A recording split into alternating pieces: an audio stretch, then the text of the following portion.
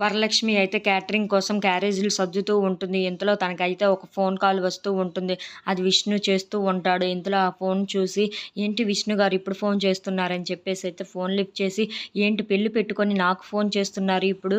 Phone చేయడం మంచిది కాదు" అని చెప్పేసి అయితే అంటూ ఉంటుంది. "ఇది నువ్వు పెళ్లి అనుకుంటున్నావా? నాకు ఇష్టం లేకుండా ఈ పెళ్ళినైతే నేను చేసుకుంటున్నాను. ధర బలవంతం చేస్తుంది. అందుకే ఈ పెళ్లి చేసుకుంటున్నాను. నాకు ఈ పెళ్ళంటేనే ఇష్టం లేదని" చెప్పేసి అయితే విష్ణు అంటూ ఉంటాడు. ఆ మాటలకి అక్కడ ఉన్న వరలక్ష్మి అయితే ఒక్కసారిగా షాక్ అయిపోయి అలా నించొని ఉండిపోతుంది. ఇంతలో అక్కడ ఉన్న విష్ణు అయితే, "నువ్వు కానీ ఈ పెళ్ళిని ఆపకపోతే నేను చనిపోతాను వరలక్ష్మి" అని చెప్పేసి అయితే అంటూ ఉంటాడు.